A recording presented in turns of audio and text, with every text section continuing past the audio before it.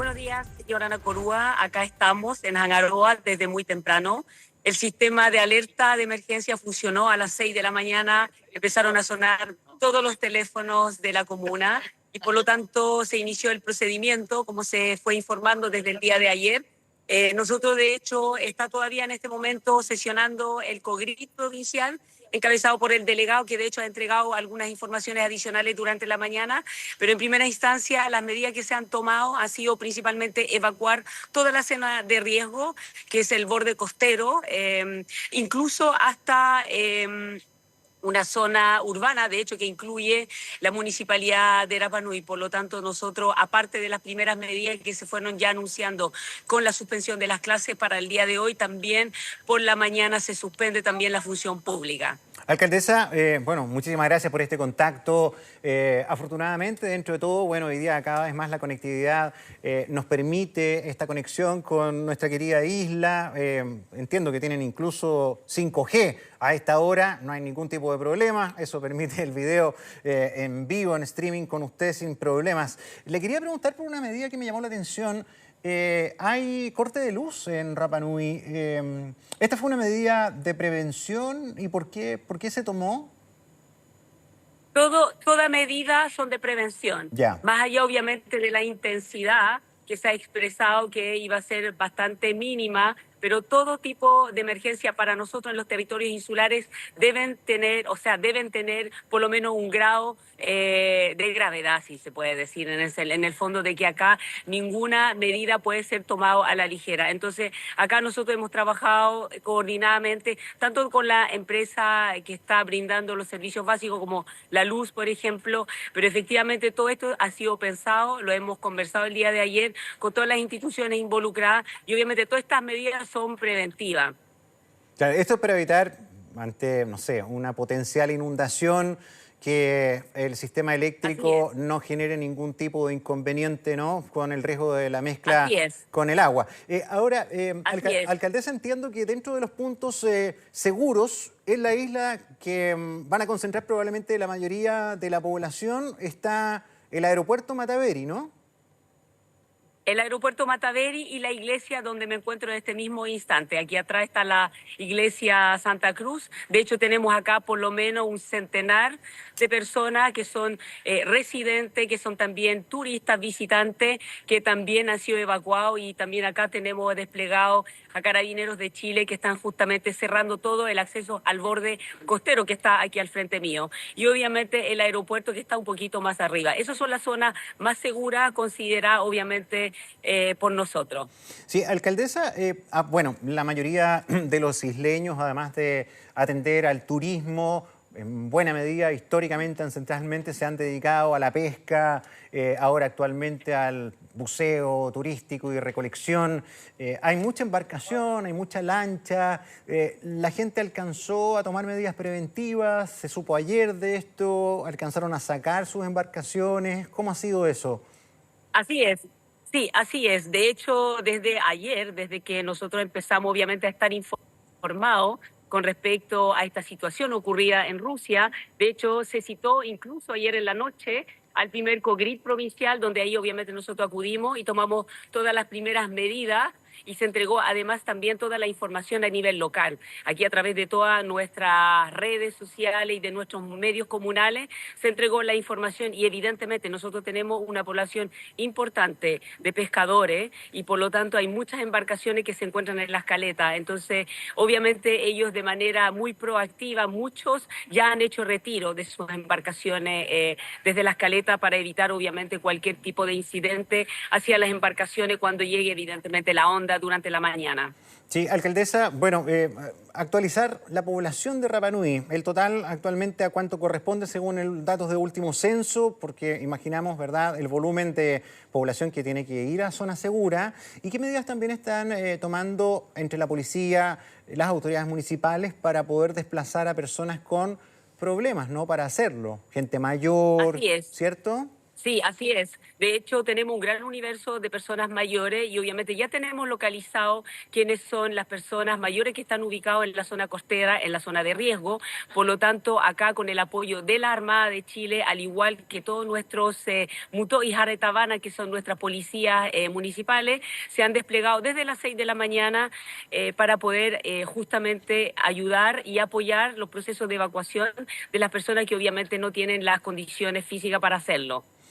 Sí, ahora, alcaldesa, bueno, me contaba una vecina con la que hablábamos, una residente hace un ratito atrás, que ustedes hacen ensayos, hacen planes de evacuaciones, simulacros de manera bastante frecuente.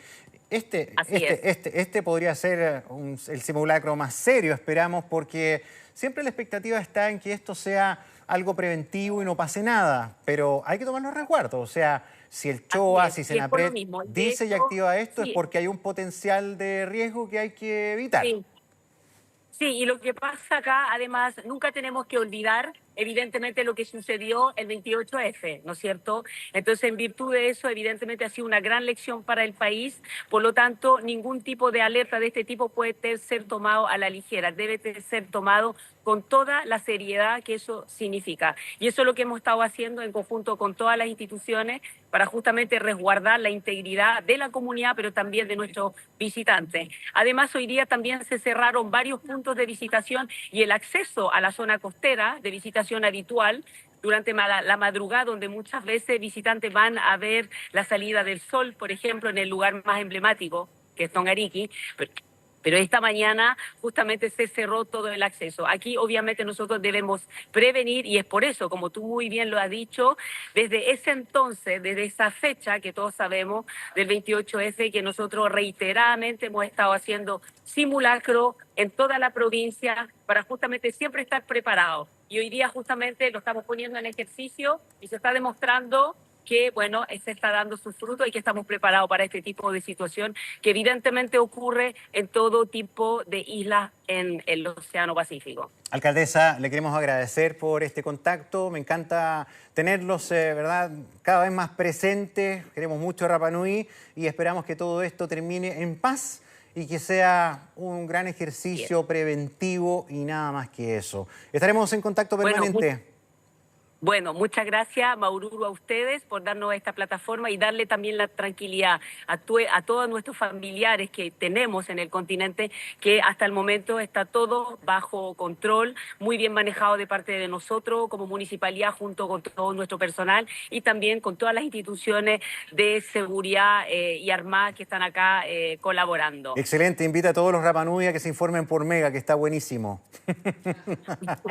Así es. Un abrazo, un abrazo. Eso. Muchas gracias. Y Orana Córdoba. Y Orana, buenos días. Último minuto. 9:20, bueno, para ponerle un poquito también de cariño y humor a estos momentos, pero me encanta, mira, Flor, Rapa Nui, acatando la instrucción de manera preventiva, ellos son isleños, tienen amenaza costera por todas partes, entonces claro, tienen que ser los que más acaten todo esto. Continuamos con la información internacional, Flor. Sí, Gonzalo, que estamos bien atentos, estaba revisando las últimas actualizaciones porque la verdad es que se han encendido las alertas principalmente por este volcán del que estábamos conversando al inicio, este volcán Kluchevskoy, que yo les decía, es el más activo y alto de Eurasia, tiene una altura más o menos de unos 4.750 metros de altura, registró una nueva erupción tras este fuerte terremoto y la actividad volcánica se detectó poco después del movimiento sísmico, lo que obviamente ha generado muchísima preocupación entre los residentes y sobre todo también entre las autoridades locales. De hecho, hay un pueblo que es bien cercano, que se llama el pueblo de Kluchi, que se encuentra a solamente 30 kilómetros del cráter, es decir, está sumamente cerca del macizo y es por eso que también se ha tornado en una zona de alto peligro. Las autoridades ya están evaluando posibles evacuaciones preventivas en ese pueblo, mientras que en otro pueblo que está un poquito más lejos, que es el pueblo de Ust-Kamchask, ese está a 50 kilómetros también de distancia del cráter, pero también se encuentra bajo alerta por posibles lluvias de cenizas. En erupciones anteriores, las columnas volcánicas han alcanzado alturas de entre 10 a 13 kilómetros de altura, valga la redundancia, lo que obviamente obligó en ese entonces, esto fue en octubre del año 2023, y en esa instancia eso obligó el cierre de los colegios en ambas localidades, en ambos pueblos, y además también generó una serie de problemas, principalmente por la calidad del aire, porque contaban que estas densas olas de humo y de ceniza se expandieron a varios metros a la redonda, es decir, de diámetro, podríamos decir. Ahora, hay varios expertos también rusos que han estado, geólogos rusos principalmente, que la verdad han estado calmando un poco los ánimos en el sentido de cuando se dio a conocer lo del volcán. Dicen que todavía no se ha podido confirmar efectivamente si es que este terremoto fue lo que detonó esta erupción volcánica en este volcán.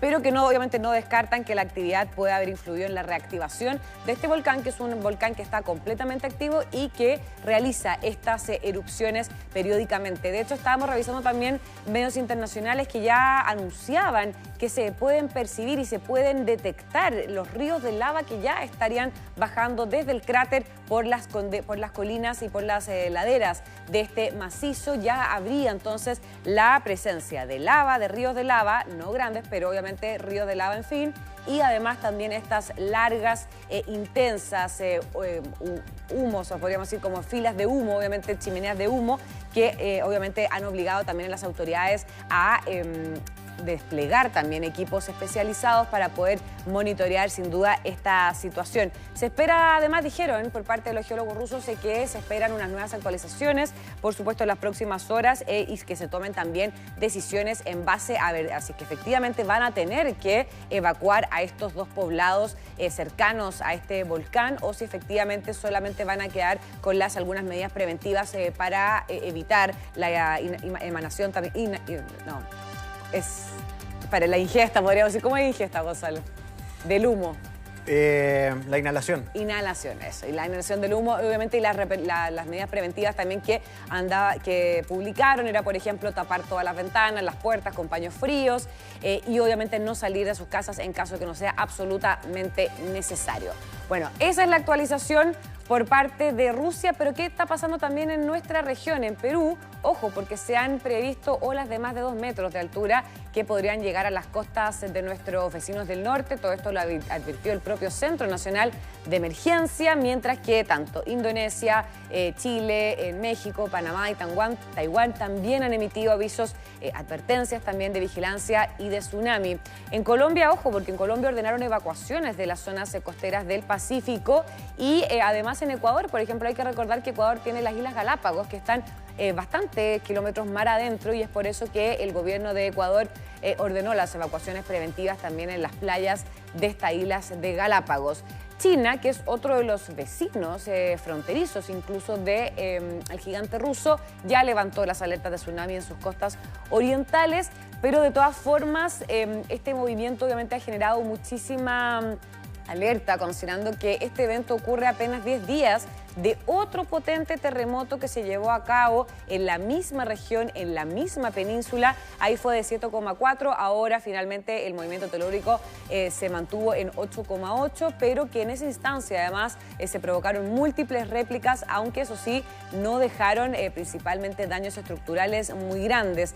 Se han estado informando también por parte de la prensa europea, al parecer la muerte de una mujer de 58 años que habría fallecido en Japón mientras estaba realizando un trekking. Y finalmente con el movimiento y con la fuerte sacudida también, la mujer habría perdido el equilibrio y finalmente se habría golpeado en la cabeza. Es una información que, si bien la está publicando, por ejemplo, el portal The Guardian británico, muy reconocido, obviamente no ha sido confirmado por el propio gobierno nipón.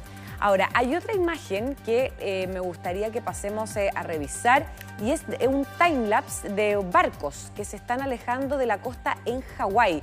Esta es una gráfica que nos llegó por las redes, por nuestras agencias, y miren lo interesante, es una gráfica en cámara rápida que muestra el movimiento de los barcos petroleros saliendo del puerto de Honolulu en Hawái tras la alerta del tsunami y la posterior orden de abandonar el puerto. ¿Esto por qué? Porque decían que es el mismo ejercicio que realizaron lobos marinos. Al estar en la costa, obviamente corren más peligros de que el impacto con la ola sea mayor, por lo tanto los barcos, al igual que los lobos marinos, se fueron mar adentro para que la fuerza y la potencia también y la intensidad de las olas fuera menor. Ahora, en la mañana también hablábamos, Gonzalo, de un tema bien interesante y es, porque claro, cuando ocurre de este tipo de catástrofes naturales, siempre decimos cuál es el ranking. Bueno, hay 4 principales terremotos registrados en el mundo que me gustaría que los pasemos a revisar, Gavita, a través de una gráfica por GC, que la podemos revisar acá en el wall, y que de alguna manera también muestra... ¿Cómo? Sí, y que además obviamente también demuestra la potencia de estos movimientos, porque claro, nosotros el último que tenemos de nuestro país fue el terremoto del año 2010, del 27 de febrero, fue 8.8, y claro, en nuestro caso fue bastante devastador por el tema del tsunami, que fueron cerca de 550 personas las que perdieron la vida por el tsunami, además de otras personas que también por los movimientos telúricos. Pero, ¿cuáles son los 4 más potentes en la historia? O desde que se tiene registro, por supuesto, los pasamos a revisar acá en el wall. En primer lugar tenemos nuestro país, el terremoto de Valdivia, que ocurrió en 1960, tuvo una intensidad de 9,5 grados en la escala de Richter, provocó una destrucción masiva en la región y de hecho, desde Chile ahora fue invertido el tema porque desde Chile se generó tsunamis que alcanzaron Hawái, Japón y también la costa oeste de Estados Unidos. En segundo lugar tenemos acá el terremoto de Alaska que fue en 1964. Acá tuvo una intensidad de 9,2 grados en la escala de Richter, dejó 131 personas fallecidas, además de graves daños en edificios e infraestructura. De hecho, este terremoto generó un tsunami con olas que alcanzaron hasta los 50 metros de altura. Y ahora ustedes dicen, ya, pero con ese nivel de intensidad, con ese nivel de altura de las olas, ¿cómo finalmente la cifra de fallecidos, entre comillas, fue tan baja? Porque ocurrió en zonas que no son muy pobladas, zonas que son sumamente remotas, de mucha montaña, de mucho lago, y es por eso que tampoco tenían una densidad poblacional muy alta. En tercer lugar tenemos el terremoto de Indonesia, el terremoto de Sumatra, que fue, recordemos, día después de Navidad, fue el 26 de diciembre de 2004, intensidad llegó a 9,1 grados en la escala de Richter, y hasta ese momento había sido el más mortal, el más mortífero de la historia, porque en él fallecieron 283.000 personas. ¿Por qué? Porque más allá del terremoto, de los efectos o del movimiento que pueda generar un terremoto, finalmente lo más devastador es las consecuencias de los tsunamis. El tsunami barrió extensas zonas costeras en Indonesia, en Sri Lanka, en Tailandia, donde también murió una chilena, recordemos ese 26 de diciembre. Y en cuarto lugar tenemos uno que la verdad está bastante en alerta también con este último terremoto, también por la cercanía geográfica, y es el terremoto de Japón, el terremoto de Fukushima del año 2011, que ocurrió el 11 de marzo de ese año, que tuvo una magnitud de 9 grados Richter, provocó un posterior y devastador tsunami que acá la verdad es que fue gravísimo. Dejó 15.894 personas fallecidas y más de 2.500 desaparecidos. El tema acá con el terremoto de Japón es que causó una emergencia nuclear. Recordemos, un desastre nuclear en la central de Fukushima que sufrió daños en sus sistemas de refrigeración.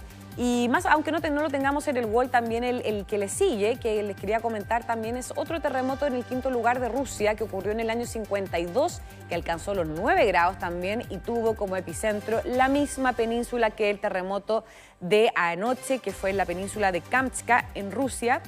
Y ahí cerca de 2.300 personas perdieron la vida y además el tsunami posterior llegó hasta Alaska y también en Hawái.